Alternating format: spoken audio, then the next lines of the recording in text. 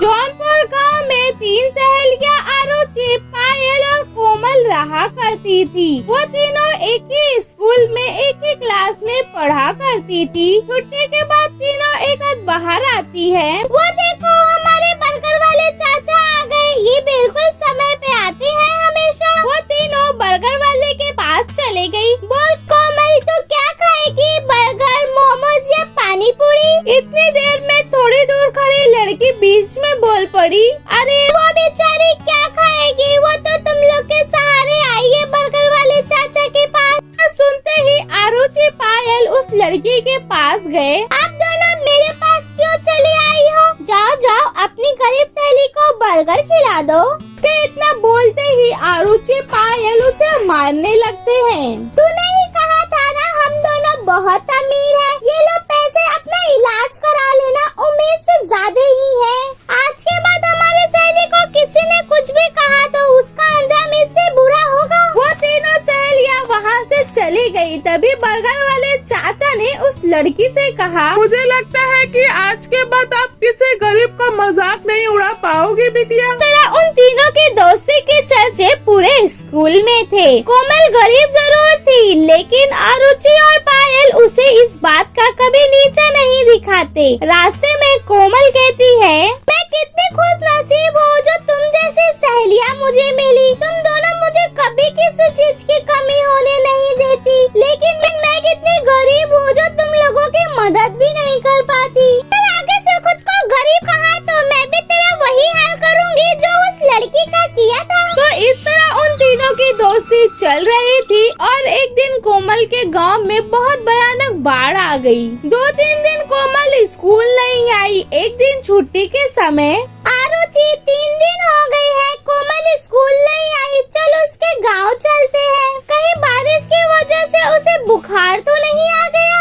वो दोनों पैदल ही कोमल के गांव की तरफ निकल पड़ी। जैसे ही दोनों कोमल के गांव पहुंची, वैसे ही 2 पुलिस वालों ने उन दोनों को रुका लिया। जा रही हो तुम दोनों? गांव में हमारी सहेली कोमल रहती है। इस गांव में कोई नहीं रहता है। 2 दिन पहले यहाँ पे बहुत भयानक बाढ़ आई थी, जिससे सारे घर बह गए। बहुत सारे लोग तो मारे भी गए। जो बच्चे वो अपनी जान किसी तरह बचा के यहाँ से भाग गए। ये सुनकर पायल आरुचि परेशान हो गई। पता नहीं बेचारी कहाँ होगी, पता भी नहीं जिंदा होगी कि नहीं।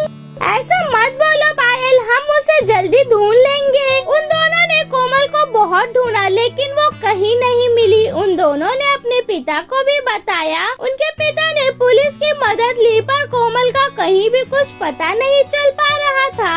एक दिन स्कूल की तरफ से कहीं दूर पे ले जा रहे थे। सभी बच्चे बहुत खुश हो गए, लेकिन पायल का मन नहीं था जाने का। पायल चलते हैं ना, हमारा भी थोड़ा मूड फ्रेश हो जाएगा। आरुचि के बहुत जिद करने पर पायल मान गई। उन दोनों ने टूर वाली बातें अपने पिता को बताई।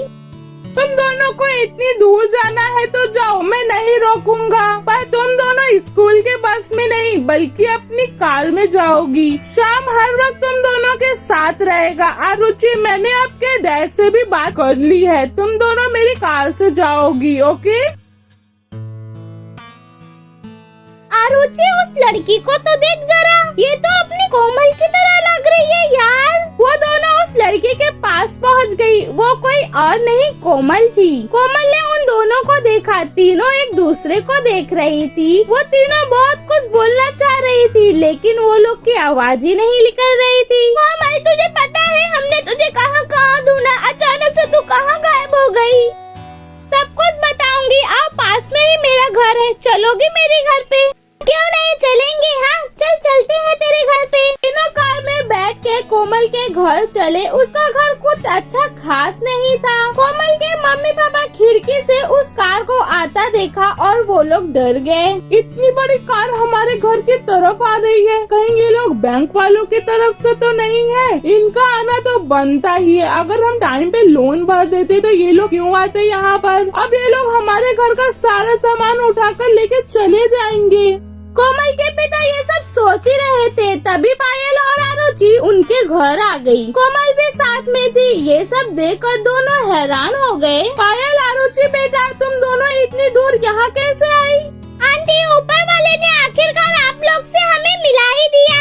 आपको पता है, आप तो बिना बताए गायब हो गई थी, पर पापा ने भी आप लोग को बहुत ढूंढा, पर आप लोग कहीं मिले ही नहीं। क्या बताऊं बेटिया, उस भयानक बाढ़ ने तो हमारे पूरे गांव को ही उजाड़ के रख दिया। बहुत सारे लोग अब मारे गए। किसी तरह अपनी जान बचा के हम लोग वहाँ से भागे। महीने लग गए हमें सहारा ढूंढने पर। फिर मेरे एक दोस्त ने मुझे यहाँ पेट्रोल पंप पे नौकरी दिला दी। फिर हमने लोन पर एक यहाँ पर छोटी सी झोपड़ी बनाई। निर्जा, मुझे तो यकीन नहीं हो रहा है कि जो मैं देख रहा हूँ वो सच है या फिर कोई सपना। सही कह रहे हो जी, दोनों बड़ी घर की बेटी है, फिर भी हमारी कोमल से इन्होंने आज तक दोस्ती नहीं तोड़ी। माँ, तुम तो जानती हो ये दोनों मेरी बचपन की सहेलियाँ हैं। हम तीनों को पूरा स्कूल जानता है। एक बार तो मुझे किसी ने गरीब कह दिया था, इन दोनों ने उसे मारपीट करने लगी। तुम तीनों के दोस्ती देखकर मुझे अपने पुराने दिन याद आ गए। अच्छा, तुम तीनों बातें करो, मैं तुम लोग के लिए चाय बना ले आती हूँ। नहीं माँ, आप बैठो, मैं अभी चाय बना के लाती हूँ। तुम दोनों भी बैठो, मैं चाय लेके आ रही हूँ।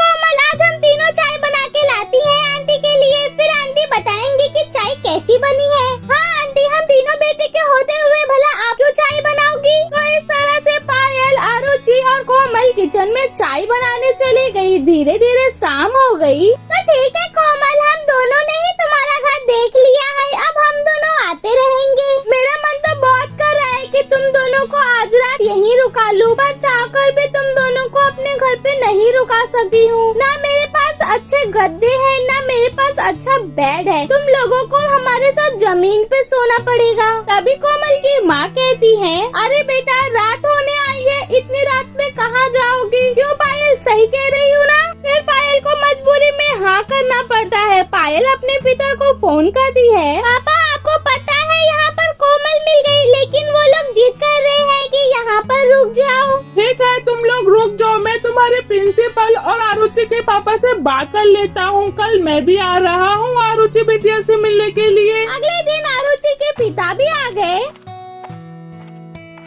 भाई साहब, आप दूसरों के पेट्रोल पंप पे काम करना बंद कर दीजिए। मैंने आपके गांव के पास ही पेट्रोल पंप खुलाया है। आप लोग वापस गांव चलिए, क्योंकि वहाँ पर पेट्रोल पंप आपको ही संभालना है। कुछ महीने बाद वो लोग अपने पुराने गांव वापस आ गए। कोमल के पिता पेट्रोल पंप के मैनेजर बन गए थे।